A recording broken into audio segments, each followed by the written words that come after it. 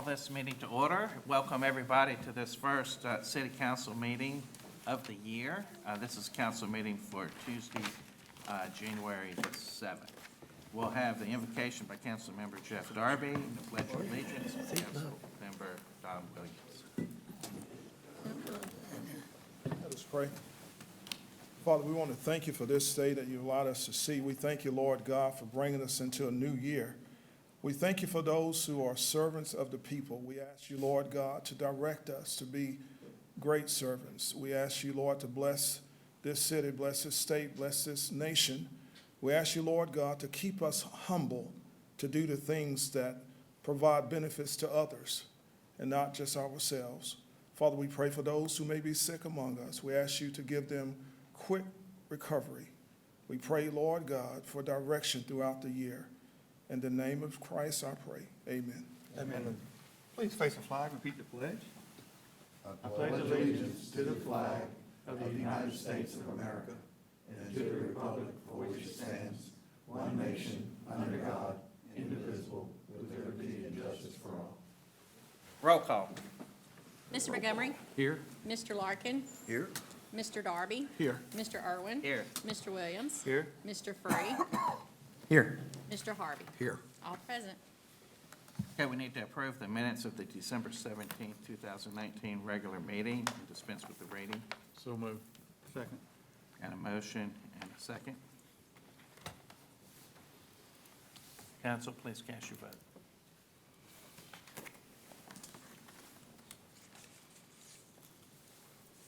Okay, that carried. And so we're moving on to approving the agenda. There is no add-ons, correct? No add-ons today, sir, Okay, so I need to read this. after they vote on the agenda.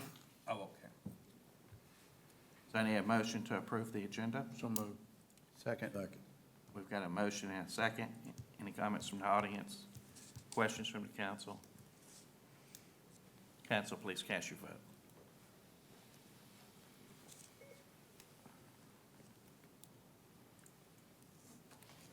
Yeah. Okay, so I'm going to rate this public comment commentary. Open meetings laws provides that the public has the opportunity to address the board prior to us taking any action on an agenda item at today's meeting. Members of the public can only speak on items that are on today's agenda. You'll need to specifically identify the agenda item on which you intend to speak. You'll be afforded 3 minutes to make your comments, and the entire public comment period will be limited to 45 minutes. This is not a question and answer session where you ask questions or demand answers of city council members, the mayor, or any other city employees.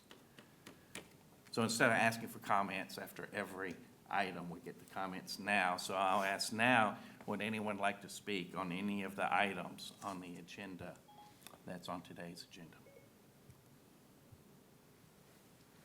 Okay, so if no one wants to speak on those items, as we move through the agenda, we'll just get a first and a second. I'll ask the council for questions, and then we'll vote. So we'll move on to committee reports. Mark Hudson, city engineer. is gonna give us Oh, Dave.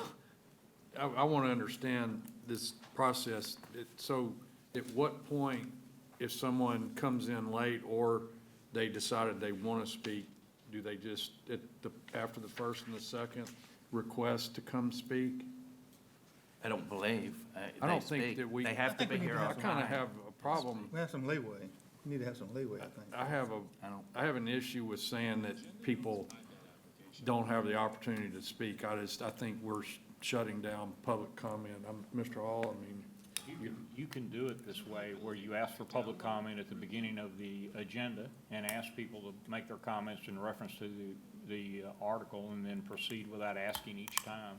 That's, you know. But if someone wants to speak later in the meeting, I mean, I'm one of seven. I feel as though we're suppressing the opportunity for the public comment. I mean, somebody may be on the phone or have their mind on something else, and they miss this window of opportunity to speak. Is there a way that they can still speak later on without us asking every time? I mean, if they chose to speak, we can say yes regarding this agenda item? Y'all can make the rule whatever you want it to be, but, I mean, Well, I mean, would that would be okay? yeah, I mean, the concept of it is so each time you don't have to say, is there any public comment? You get the public comment at the front of the meeting on a specific agenda item, so you've taken that into account prior to the agenda item coming up. And that's what we voted on when we passed this. Yeah. So if we want to make a change, we would have to amend that ordinance. Well, could we ask them to, I mean, after that, I don't, you know, we're kind of, I think we have kind of lax meetings, and we should, to give her that opportunity, things like that. I mean, I agree with David, everybody should have that opportunity to speak. Maybe after you read that, at the beginning, or they have that opportunity, if you have a comment, just raise your hand, and we'll look at it and acknowledge you after you read the one article on the agenda. That's when they would come. I mean, after as we go As through the we go agenda. through. Yeah, just raise your hand afterwards, and when we read each one, let them come up and speak if they have something to speak about. Yeah, I would just like, I'm sorry, go ahead. If you- It does, the thing that doesn't strike me as logical about that, though, is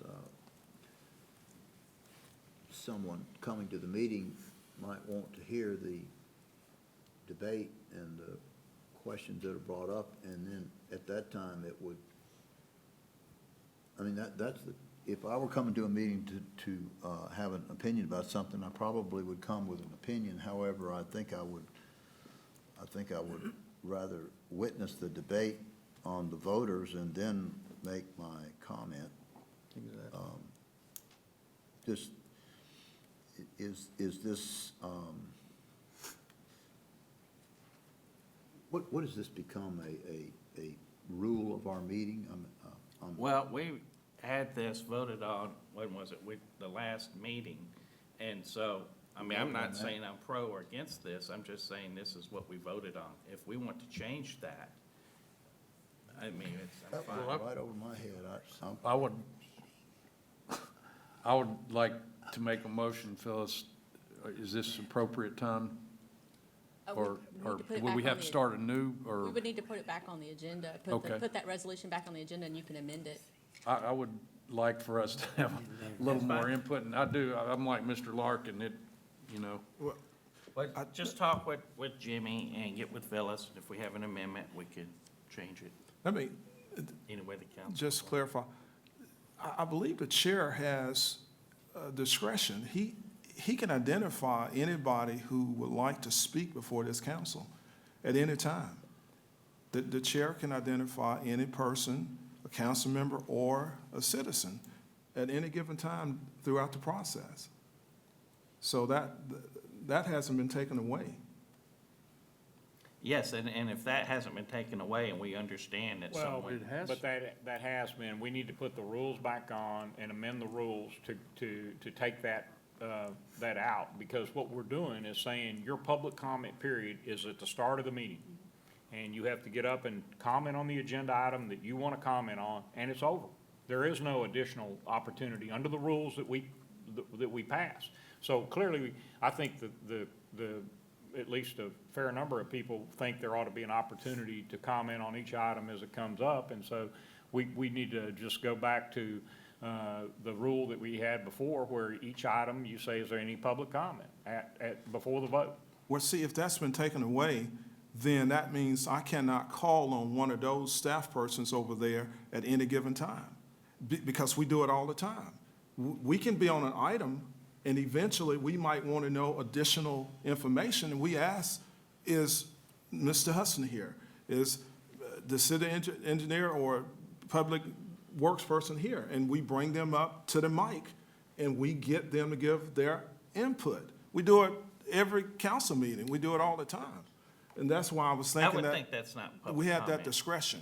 Well, it helps us make public decisions, and that's what people want, input, so they can be a part of that process. So that's why I thought it was not taken away. Well, again, public comment is when the public wants to comment on an agenda item. I don't think it's the information gathering, but easily solved. We'll redo the order, and we'll go back to the way it was, where the president will say, is there any public comment on each and every agenda item? All right, so we can put that on the agenda for next week, please? Yes, sir. Thank Okay. you all. So we'll work on that for the next meeting. Not a problem. So let's see, we're at Mark Hudson. It's not Mark Hudson? That is Mark Hudson. That is Mark Hudson, city engineer, is going to give our monthly project report. Hold on. Phyllis, what are you trying to say? Scott has an agenda. Mr. Irwin has an agenda in front of him, don't you? Have your agenda? Oh, I'm sorry. I had a write-in on my agenda. Mark, if you would sit down for a moment. Michael Corbett of SWEPCO. Unless Michael wants to be Mark Hudson, I mean.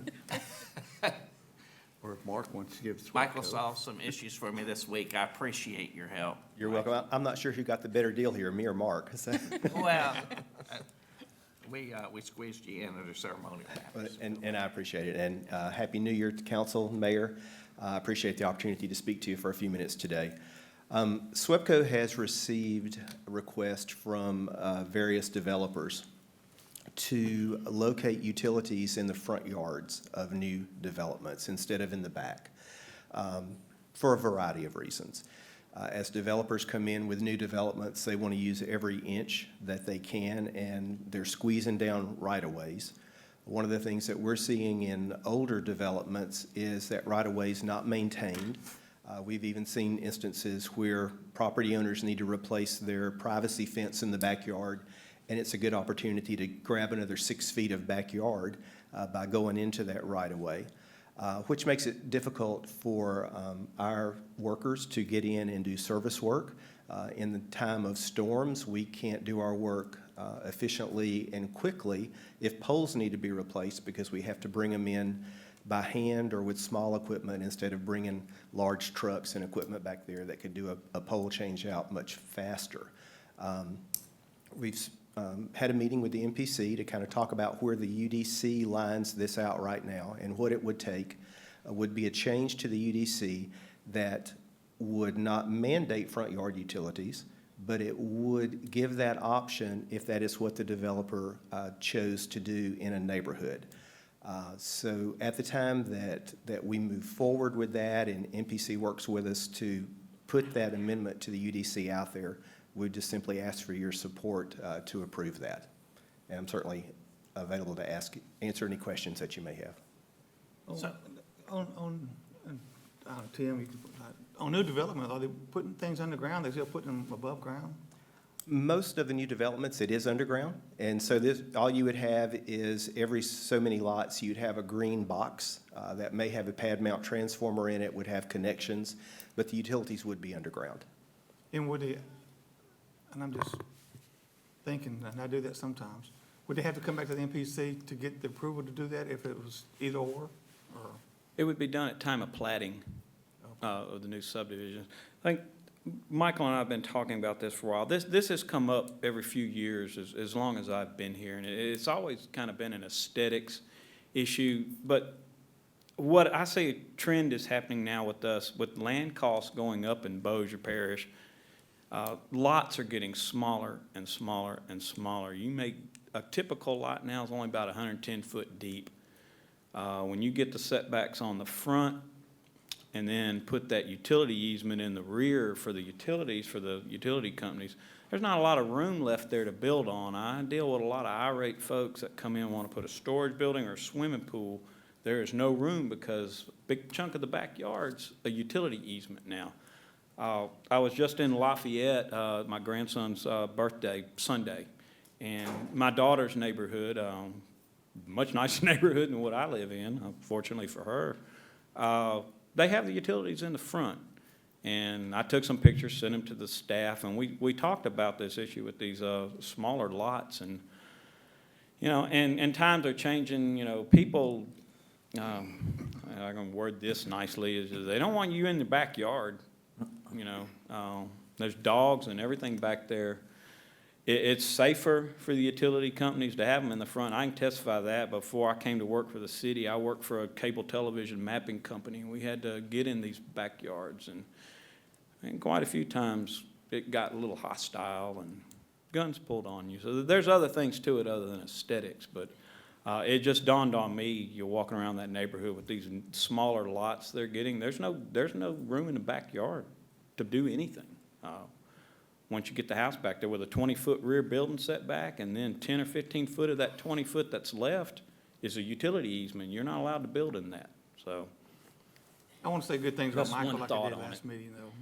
You know, he continues, I can send him an email, man, if something's done the next day. I mean, whether it's a light pole, whether there's stringing lights and all the lights are out, Michael, and some crazy person hit a light pole, knocked it down on Rodney Street. Michael, give me a date, man. They was out there, had that thing done in no time, so I appreciate you, because people stop by, hey, my light's out, you know, and I email Michael, and he gets it done, so I appreciate it. But the answer to one of your question, we do not allow above-ground utility lines in subdivisions, haven't for decades. Only the primary lines coming into the neighborhood to feed the neighborhood are allowed to be on the poles. Everything else within the neighborhood is underground. So you wouldn't have poles in front of people's houses with No, wires? it'd be what you'd have was the pedestal boxes. They would be in front where everybody could see them. That's the That was aesthetics my question. issue around it all. What are those pedestal boxes, about 5 by 5 and 4 foot high or something? They're really getting smaller over time as equipment can be made smaller. I would say the average size now is probably about 3 feet by 2 feet and maybe 2.5, 3 feet tall. Okay. Are the homeowners allowed to plant shrubbery to hide them in any way, or? As long as we still have access to them, there's a safe distance that you need to keep. I have one in the alleyway back behind my house, and there's some shrubs planted around it so you don't see it from my patio. Right. What I saw a lot of that in my daughter's neighborhood was they would do 3 sides of it and leave one side open. People that did do it, not everybody did it. But. You'd be able to access straight from the road, though, drive up to it, service it, replace it or whatever, not dig it in yards. Right. Tire tracks. Right, and one of the questions that came up is, as we've talked about this, and we're working with the parish on it as well, is, congested right-of-ways, and you've got communications lines, cable TV, all this sort of thing, and telephone lines.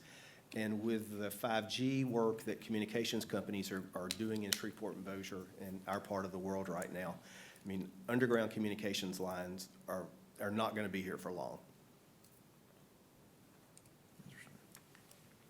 Meaning, you're talking about it will be transmitted through little towers? Right. Have you, is this one problem that I have seen that I can't get my head around to solve, but I have seen them solve in other places, is one of the utility that has the best-looking, most thoughtfully placed equipment is SWEPCO. The AT&T and the other communication services are less so because they subcontract out that. And so, with SWEPCO, you go, every 3 lots, you got a transformer, and then you go every 2 lots, and you got a pedestal. But then when you throw in the cable TV, and then you throw in the telephone, particularly if there's 2 services, then you have another array of things.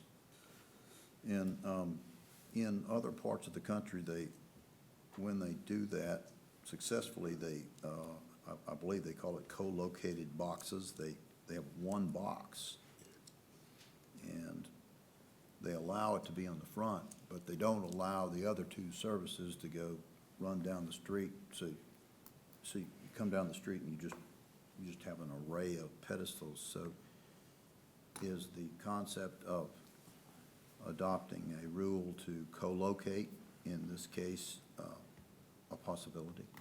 Co-location can be difficult. We're talking about that right now with AT&T and Verizon on their 5G equipment, and co-locating on streetlight poles and on power poles. Doing it for underground utilities may be a little bit easier, and I'll certainly do some research on that. Again, I think a lot of those other lines that we see underground right now, the communications lines, will not be here in 5 to 10 years.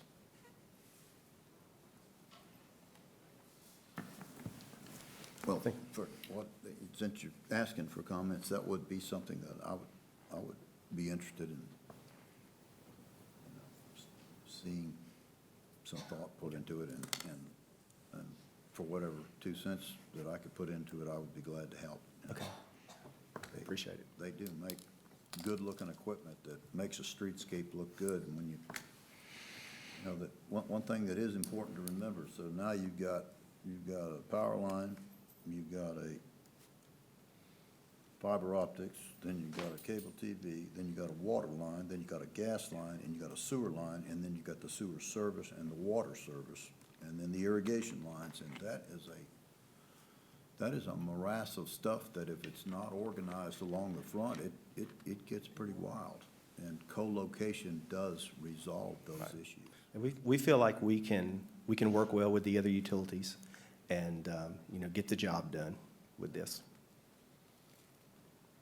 And just to clarify, we're not talking about having poles in front of houses and wires running to the houses.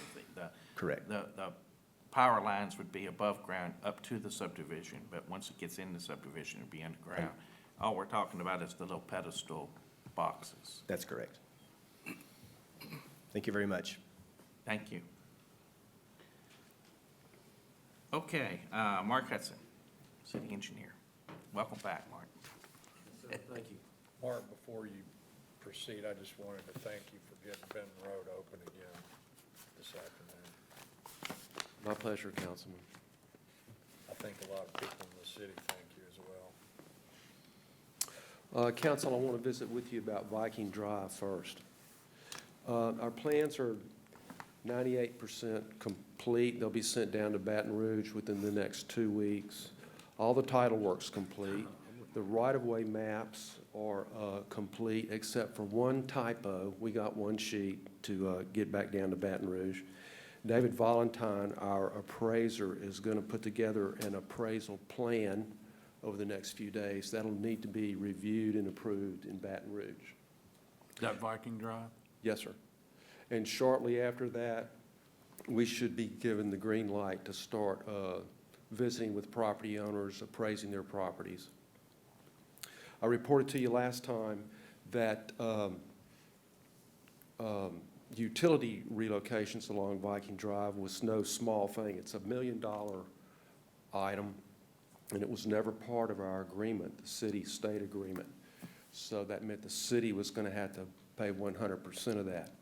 I asked our friends over at NLCOG if they would please consider adding that to our agreement, and they did.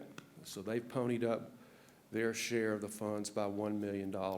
It's an 80-20 split.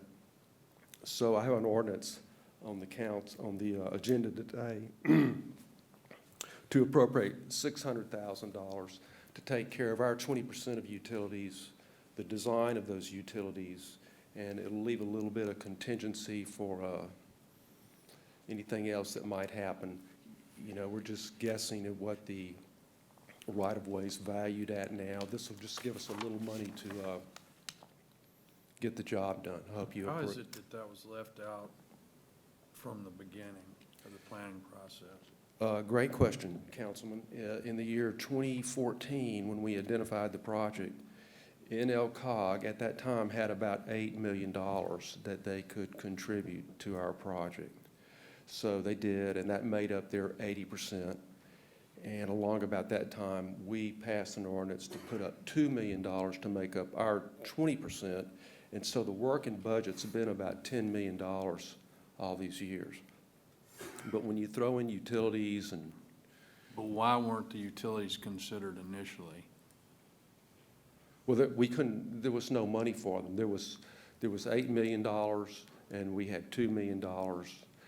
At the time, we didn't know utilities would be so much, but we couldn't have afforded them at the time anyway. But the good news is They've given us the money now to do that. I would like to request a historical accounting data, the project from beginning till today on the stages in money appropriations and planning and who did what. All right, I'll get it to you.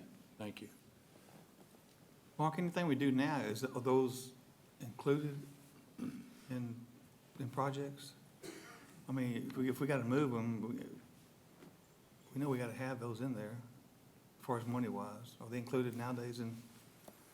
Well, when you identify these projects, there's a city-state agreement, and different parts of the project are assigned to either the city or the state, and that's how we got there. One item that was included that's never been included before was inspection. That's in our project this time. It's never been in our projects before. That's no small item either.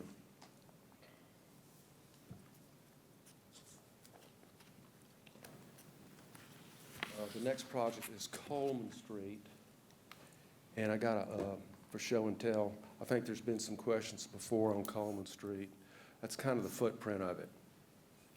And try to use this pointer here. There.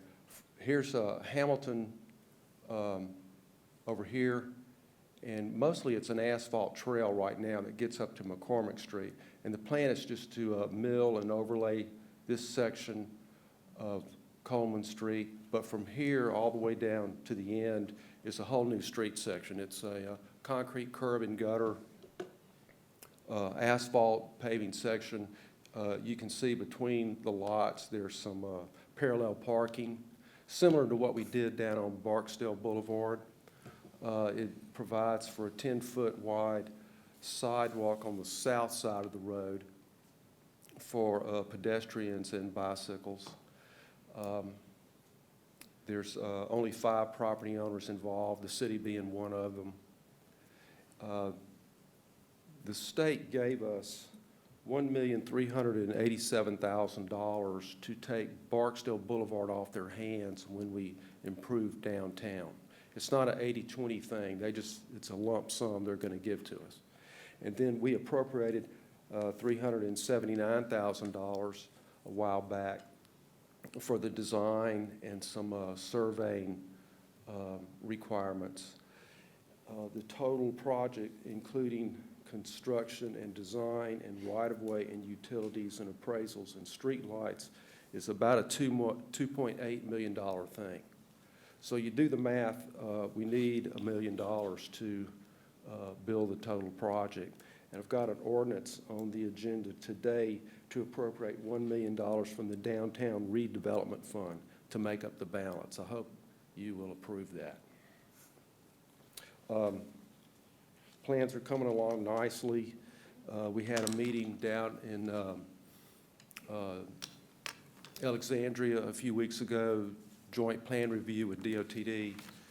They liked everything they saw. It was their first look at the right-of-way maps. And so if everything goes according to plan, I think we should be allowed to purchase the right-of-way beginning in March. We need right-of-way, I think Gordon's told you before, we need right-of-way from the school board. There's 2 individual landowners down at this end, small tracts of land. The city owns most everything on the south side. And we need an easement from this group of folks right here where the new hospital is proposed. How is that progressing? To be built. Well, we haven't been able to approach any landowners yet. We'd be jumping the gun to do that because our right-of-way maps aren't complete I'm talking yet. about the building of the hospital. Councilman, I just happened to have a casual conversation with a physician who told me he was a member of the team, and he told me they thought they would be breaking ground in January or February. I don't even recall his name, and I'm sure other people know a whole lot more about that than I do. That was a question I was going Who would to ask that be? Pam have you heard from them people or talked to them or anything about that hospital? Well, just reinforcing what you just said, January, February, they're looking to do Oh, really? Okay. How long has it been since we sold that? How many years? November 17th. So they didn't have a time limit when they had to start turning dirt? So there was no time limit when they had to start turning dirt or anything like that? We need to, Mr. Williams. Yes, thank you. From my understanding, the specialty hospital would like to begin January or February of this year, 2020. They've done a redesign. They have all their financing now in place. I actually have talked to their administrator of the hospital that will be coming in. They have all their plans in place, so they're excited to bring the project into Bossier and begin it this year. I think we actually sold the ground to them in November of 2018. Thank you.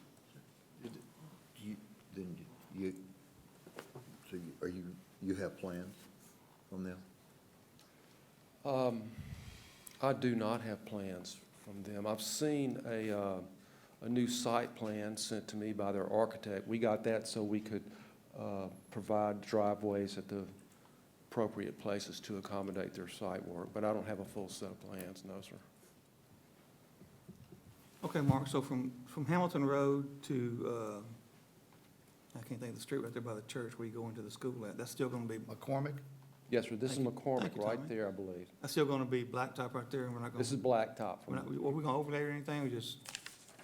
We're gonna mill and overlay this little piece Okay. of black asphalt right there. Okay. But it won't be substantially, it'll be brand new, but, Yeah.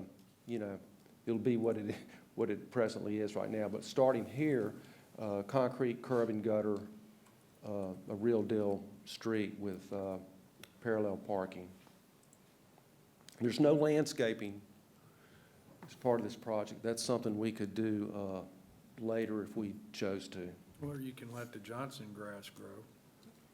We could get the Johnson That was the grass initial or the pink muley. landscaping The we pink paid for, muley and was always a The favorite of beautification mine. project on the east bank was a derivative or Yes, sir. cousin of Johnson grass. I'm Yes, sir. learning.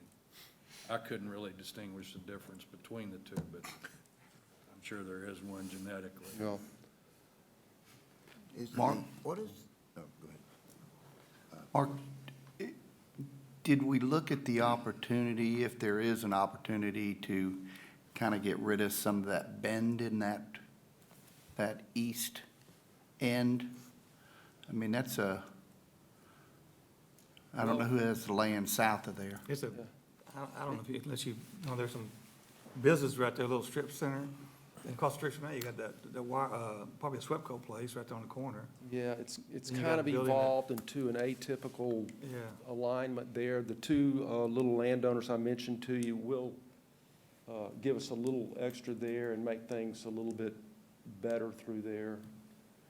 You know, it'll be okay, I believe. Be nice if they could. Yeah, it'd be nice if we could. The next project I want to mention to you is the Walter Bigby Carriageway, Phase 1, the Highway 80 section. Not a lot to report there. The contractor took the 2 weeks off over the holidays, but he got back to work yesterday. A lot of work is going on at an outfall structure, the big pipe they bored underneath the railroad. You can't see it from Highway 80. You can't see it from anywhere. You got to know how to get back to where they're working, but they're back there working. And I believe they have a pretty good concrete pour scheduled for later this week. Contractor told me their contract runs through July of 2020, and they told me they expect to use every bit of it. So I don't believe we can look forward to them finishing early. That leads me to the bigger project, the Walter Bigby Carriageway Phase 2. The last time I reported to you, we have about a $12 million shortfall in the Walter O. Bigby Carriageway Fund. We think about what things cost, and we just think about the construction costs. But in this case, in addition to construction, there's the design, there's significant right-of-way, there's Union Pacific fees, there's water and sewer relocations, there's inspection and testing and administrative costs, and street lights and geotechnical engineering. all of those things. It gets to be a big number. And so just using pretty general math, it came up to about a $12 million shortfall, 2 of that being contingency. But today on the agenda, there's an ordinance to appropriate $3,150,000 from the Land Acquisition Fund to complete the right-of-way purchases for the Walter Road Bigby Carriageway. And there's another ordinance to transfer $1 million from the Riverboat Capital Projects Fund into the Walter Road Bigby Carriageway Fund. So if you're doing the arithmetic, that number's, it's dropping down a little bit. Phyllis, I forgot if you could put that map up there for me. Here's the big footprint of the big project. So there's other ways to save costs, and that's looking at our design. Councilman Montgomery had, I think, a great idea Come on. to, That's a first. Yeah, that's what I was thinking. the project includes substantial improvements to Hamilton Road. Starts back here behind, what's the name of that chicken shop? Mr. Jim's? Mr. Jim's.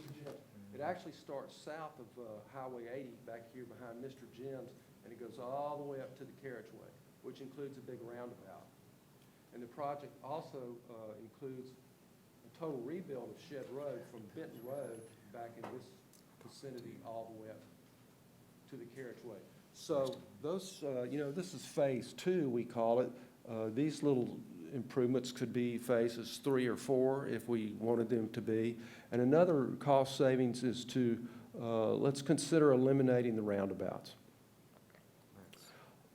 These roundabouts were recommended in a traffic impact study that was required by DOTD. And what they do is, this particular study, it anticipated or guessed what average daily traffic would be in the year 2030. And they do an analysis and they determine right-of-way would be the best. You know, right-of-ways, nobody stops. There's no delays, really. But if you look at the traffic counts that are anticipated in the year 2030 at these 2 different intersections, it's really not that much traffic.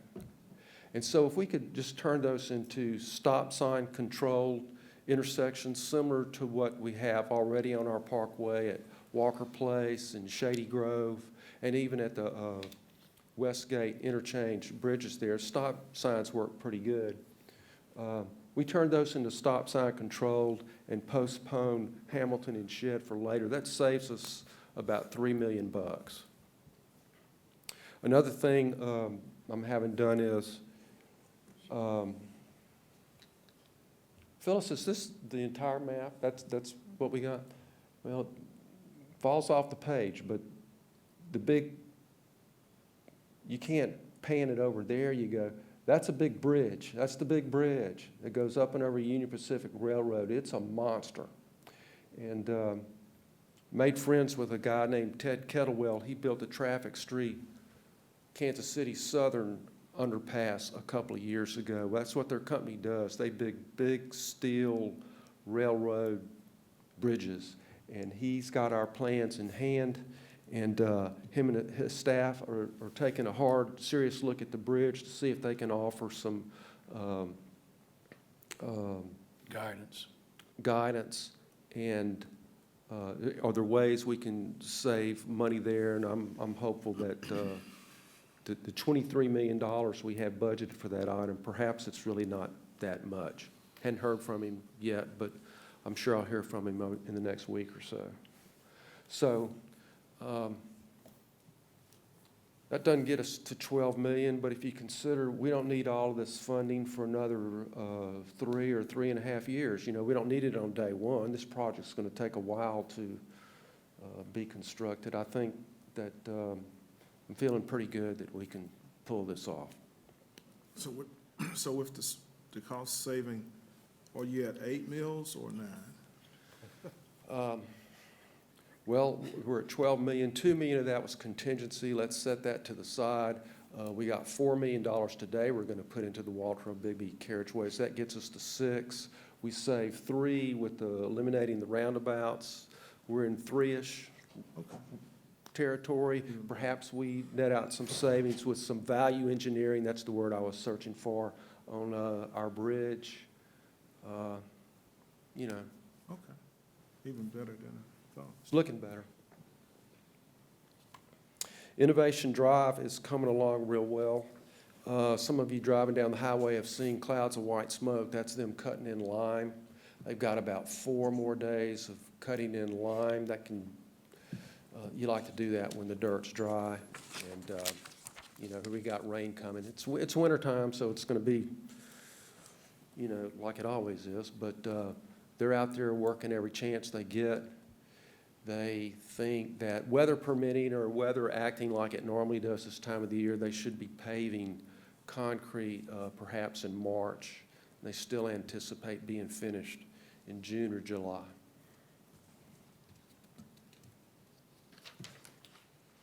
The Swan Lake Road I-220 improvements we've talked so much about. The deal's been struck. Everybody's, well, I'll say, the police jury has signed off on their paperwork. It's been sent down to Baton Rouge for them to sign off on their end of the paperwork, and we'll, it's just a formality, is what Bruce Easterly tells me. And we'll commence to constructing the big change order. The contractor is Best Yet Construction Company, and what they want to do is they want to build the additional lanes from I-220 up to Monica Lot Road first to complete that 5-lane section through there. And then they can drop back and remove and replace all the pavement, add the lanes and the turn pockets underneath I-220. And Jill, the contractor, who's Best Yet Construction Company, she's hoping to be finished with that by June or July. So Innovation and Swan Lake Road, they might kind of come together at the same time, late this summer. Mark, on reference that project, and Councilman Free had asked, and just to confirm that the police jury is going to pay for the light at Monica Lot, and we're putting the light in at Innovative Drive. The signal, you mean? Yeah, Signals. red light, signal, whatever. Well, our budget allows for a traffic signal at Innovation Drive. Correct. And it provides for street lighting, AEP street lighting. But I just wanted, for the record, to make sure that, you know, they're gonna provide the light at Monica Lot so that we get those installed at the same time. So we need to coordinate that with them. You're looking at. I know what we're doing. I know what we're doing. But I'm not sure I've ever heard the police jury say, or maybe I forgot, they're gonna put in a signal Yeah, I mean, at the other place. in the meeting that we Okay. had, Okay. they confirmed that they owed us a signal.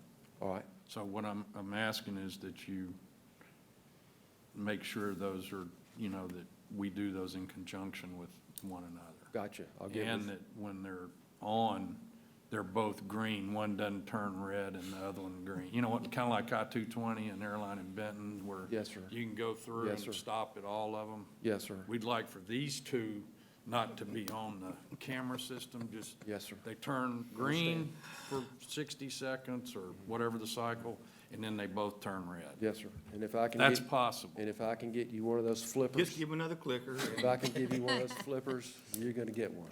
Just one? Oh, For every car you got own. one too. It just,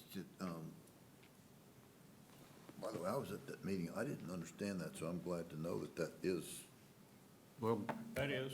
Mr. Hall can because confirm. I thought I was, when I was hearing lights, I was hearing a signal at Innovation, then I was hearing street lighting on the rest, but I must misunderstood. I think actually the deal on the Monica Lot Road was in a subsequent meeting, Okay. but it's been confirmed by Mr. Altimus and Mr. Mr. Skaggs. Okay, good, yeah. So I just wanted to confirm that. Mr. Thank Free, you.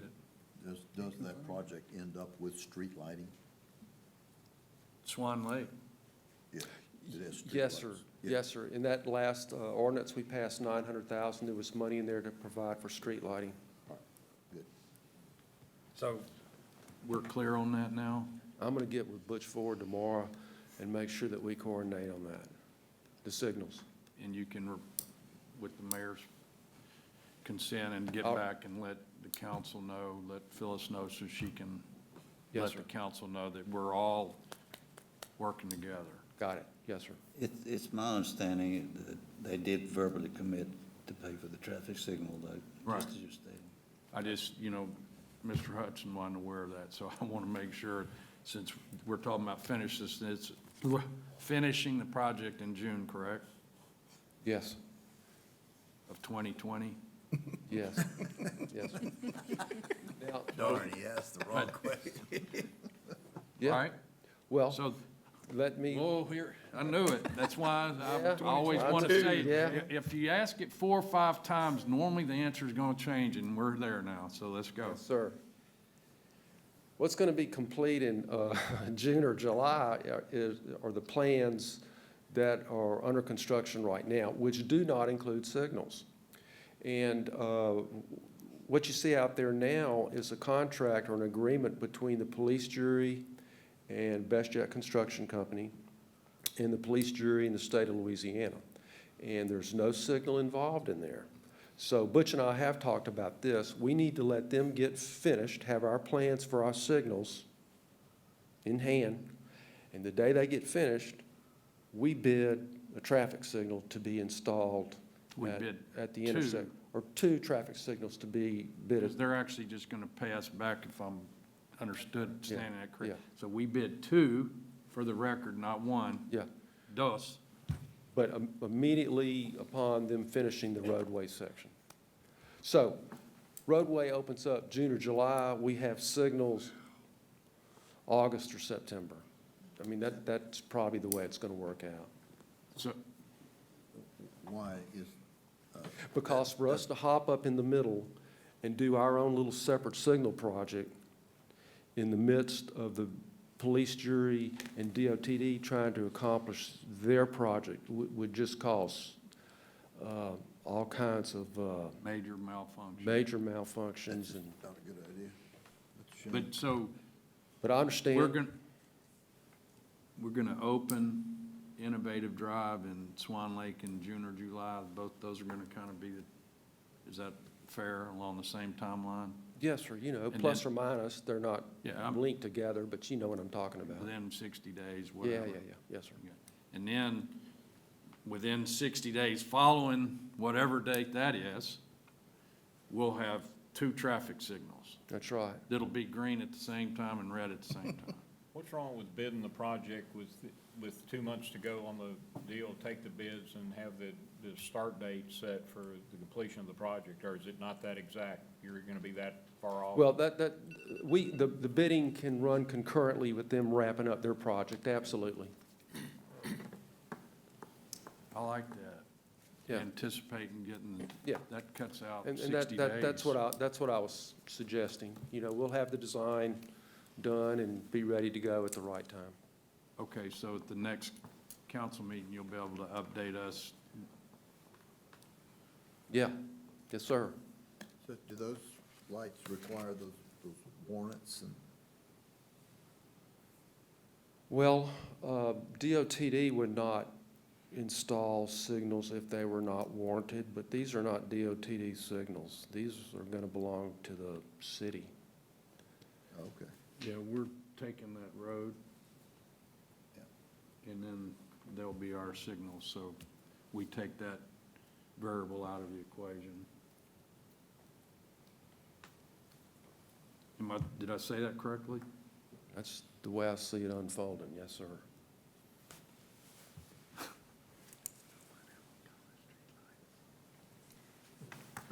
Mark, are you done? What are y'all whispering about? We're just curious about the color, About what? color of the streetlight. Mr. Montgomery's very sensitive about colors of streetlights. He knows. Signals and their They're gonna be streetlights, but I know green what he's or- talking about. The dark, Pretty color, they're gonna be pretty. Purple, purple and gold? No.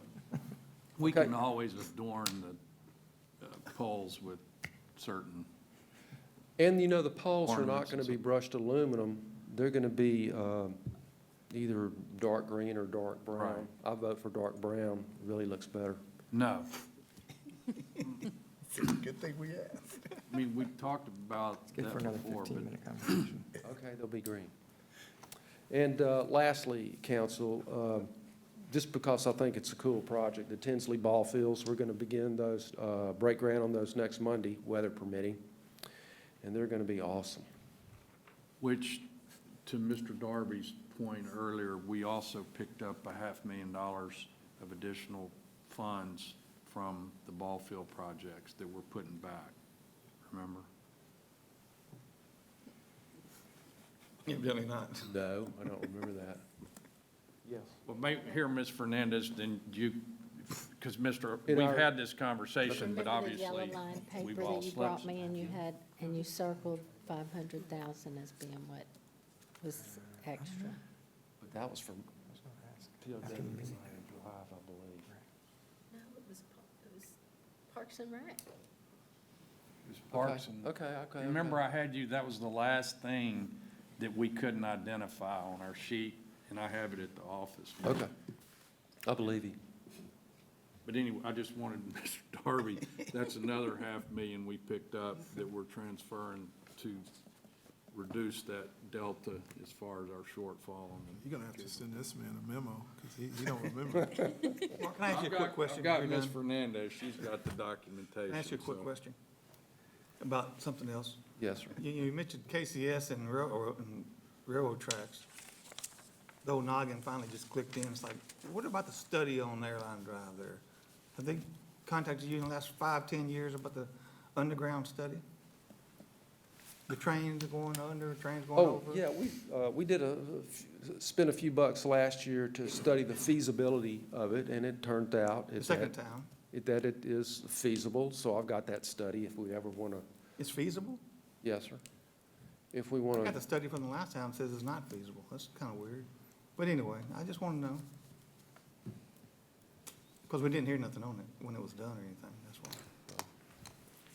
Any You other ready to questions go, for Mark? I'll stay up here all afternoon, No, council. go Okay. sit down. You've done a good job, Mark. Thank you. Thank you, council.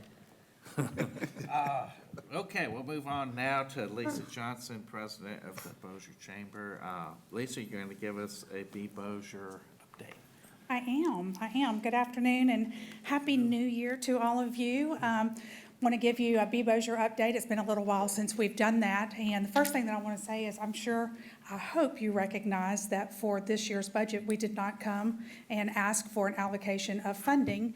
And that's because we've been so good at, if we can pat ourselves on the back, and a good fiduciary responsibility of the funding that you and the parish and the private sector give to us. We still have $43,000 in the bank to take us through this year.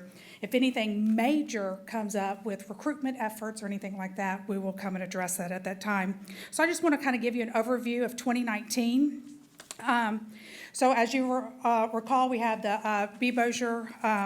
bbosier.com, the blog and what have you. So the bbosier.com has gone from 71,000 page views in 2018 to 85,000 in 2019.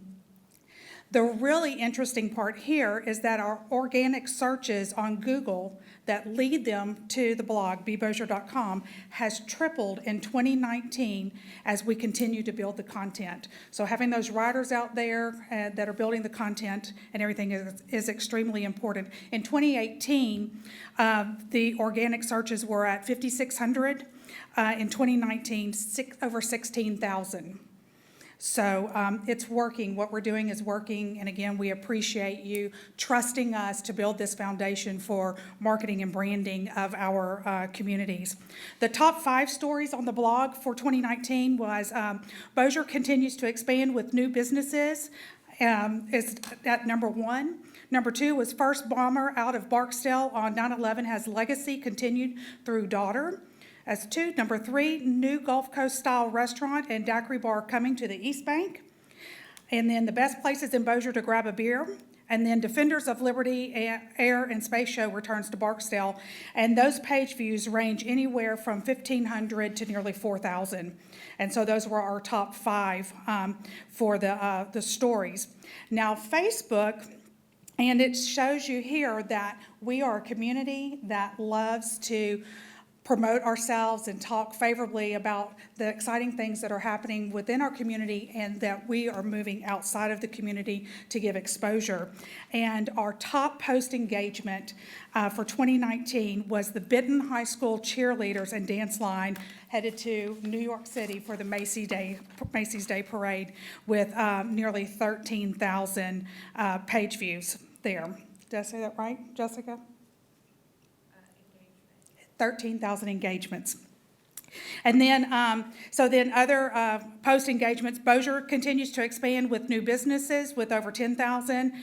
Bossier Parish Community College ESL program with nearly 10,000. And here's where you can get a king cake in Bossier, like a boss with Papa John's. 2 teachers from W.T. Lewis started a blog, like a boss with Hummer and Son, and like a boss with Davis Outdoor. So mostly that's all organic, and those are the engagement numbers at the top in that area. And the organic, as we have reduced the amount of dollars, as they're becoming more organic, we've been able to reduce the amount of dollars that we're having to pay for that on Facebook and boosting the posts. So we're not boosting as many posts as we had in the beginning 2 or 3 years ago on Facebook. So that's really kind of an overview of 2019. I do have what we plan for this year, but I would like to ask Councilman Free, because of all of you, he has actually reached out and asked for his private sector business to use some of these resources, and I provided him with a direct digital formats of all of those. Can you just kind of share that testimony? Yeah, we had a local company that acquired a company in California that is moving their assets locally. So what he was trying to do is he's offering the employees of this company to relocate to the area. And I reached out to Lisa just for some material, and they printed out that material, great material. Talked about the education here, the utilities, the local government, the schools, and we printed that stuff out and sent it to the employees over there, trying to attract them to the area. bbossier.com, great resource. Whenever we relocate, or an airman is relocating to Barksdale, we use that same material just so they have a comfort about, I know they don't always have a choice about where they go, but giving them some inside information about the area and where to live. So many of those relocate to Bossier City, not to the immediate area. They're moving here based on some of that stuff that we send them. Which is maybe why we're having the growth explosion in the neighborhoods and subdivisions that was talked about earlier. So we know that this is the place that everyone wants to live because we have great education system, we have wonderful low crime statistics, and we have a government that knows how to work together across lines within the city, and the municipalities, and the parish, and it shows everywhere. So thank you for sharing that information. In 2020, our focus is going to be targeting the PCS season with the Facebook and Google ads for people moving to Bossier. So those that are PCSing through Barksdale Air Force Base or through any of the other military installations that are here, branches that are here. Revamping the MoveToBossier.com website and cross-promoting it with Be Bossier through links to stories that relate to topics on the site. And the annual manual that we brought to you a couple of years ago has moved to a bi-yearly, so we will produce a new one. We did not produce a new one in 2019. We'll produce a new one, updated one in 2020 for this year. So the materials are still coming through. The stories are coming through. The engagement, it just shows us that if we have a platform out there in the digital world, the folks are using it. It's very seldom do they hold a piece of paper in their hand any longer.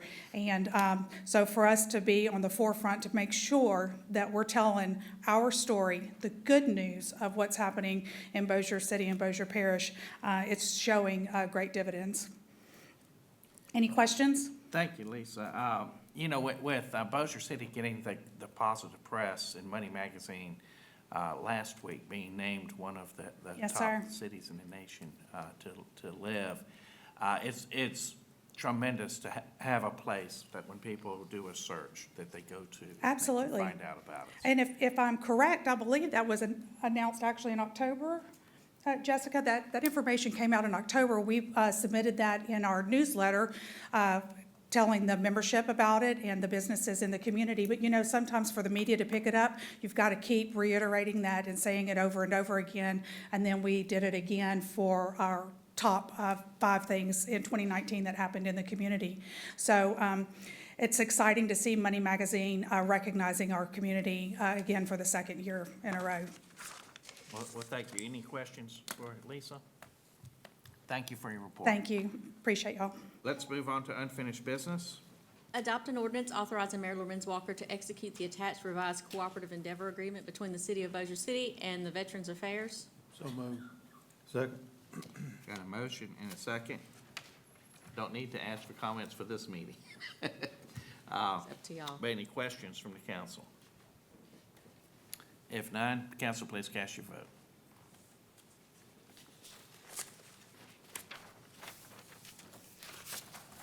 Adopt an ordinance repealing section 102-11 of the Bossier City Code of Ordinances and reenacting section 102-11 as set forth herein in reference to public safety access to controlled access residential subdivisions and commercial premises. Final reading.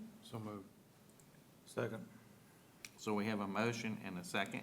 Any questions from the council? Council, please cast your vote.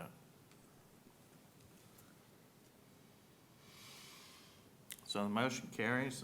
New business. Introduce an ordinance to transfer $1 million from the Riverboat Capital Projects Fund into the Walter O. Bigby Carriageway Fund to be used to supplement existing funds in the Walter O. Bigby Carriageway Fund. First reading. So moved. Second. Got a motion and a second. Any questions from the council? Council, please cast your vote. Introduce an ordinance to dedicate $1 million from the 2016 sales tax bond downtown re-envisioning fund to be used to supplement existing funds for the Coleman Street improvements projects. First reading. So moved. Second. So we have a motion and a second. Any questions from the council? Council, please cast your vote.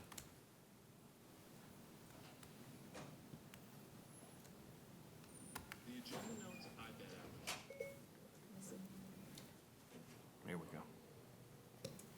Introduce an ordinance to dedicate $600,000 from the 2018 LCDA bond funds to be used to supplement existing funds dedicated to the Viking Drive Widening Urban System Project. First reading.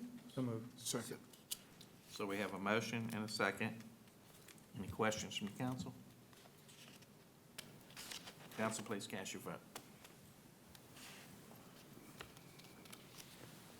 Introduce an ordinance to appropriate $3,150,000 from the Land Acquisition Fund to be used to complete right-of-way acquisitions for the Walter O. Bigby Carriageway. First reading. So moved. Second. Have a motion and a second. Any questions from the council? Please cast your vote.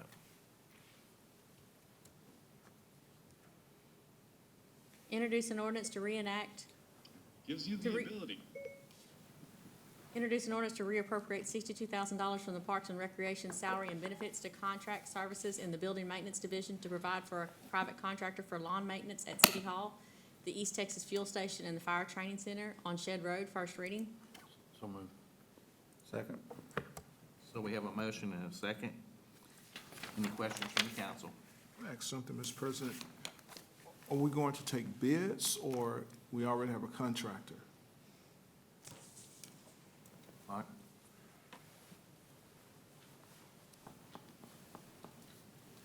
We put together a request for proposals and sent that out to numerous Okay. our purchasing agent sent it out to a bunch of lawn maintenance companies.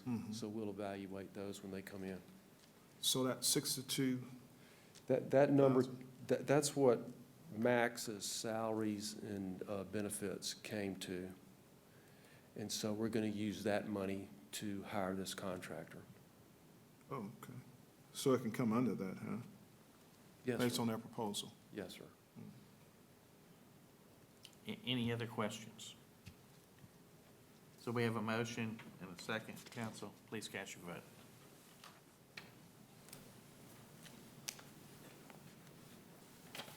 Introduce an ordinance to fund improvements to the Industrial Drive Pump Station at a cost of $10,000 to come from the Sewer Capital and Contingency Fund. First reading. So move. Do we have a second? So we have a motion and a second. Any questions from the council? Please cast your vote.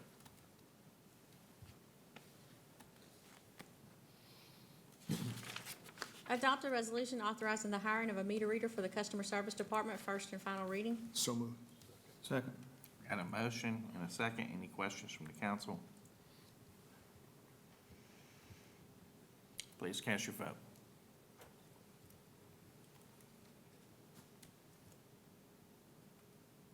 Adopt a resolution ordering and calling a special election to be held in the city of Bossier City, state of Louisiana, to authorize the continuation of a special tax therein, making application to the State Bond Commission in connection therewith, and providing for other matters in connection therewith. First and final reading. So moved. Second. So we have a motion and a second. Jimmy, would you just comment on what this item is about? This is a renewal of a tax, 6.19 mils, and it's dedicated to police and fire. And it generates about $4 million annually to pay salaries for police and fire. So it's nothing new, it's a renewal of It's a an renewal. existing millage. Thank you, Jimmy. Any questions from the council? Council, please cast your vote.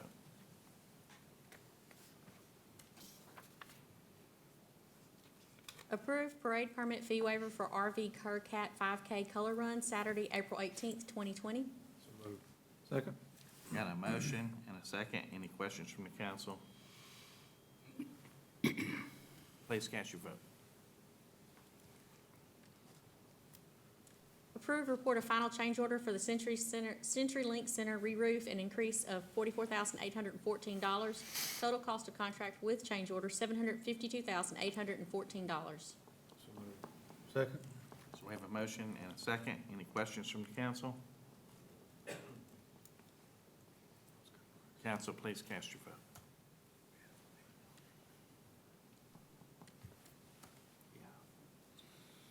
Approve appointment of Charlie Davis Jr. to the Metropolitan Planning Commission Board of Adjustments to replace Alan Self, term effective January 7th, 2019, and will expire November 2nd, 2021. So moved.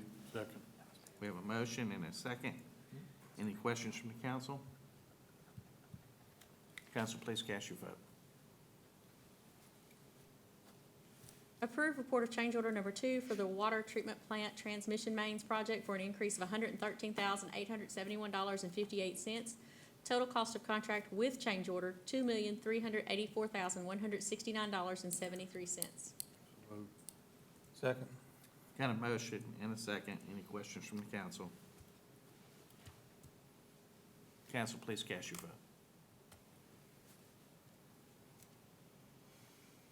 Approve report of change order number 5 for the Northeast Wastewater Treatment Plant Improvement Project for an increase of $154,939.82. Total cost of contract with increase, $13,105,655.65. So moved. Second.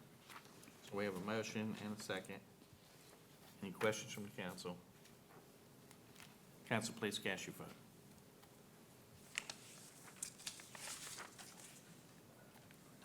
Okay, that's all the items on our agenda. Are there any announcements from the council? Mayor, do you have anything? No, thank you.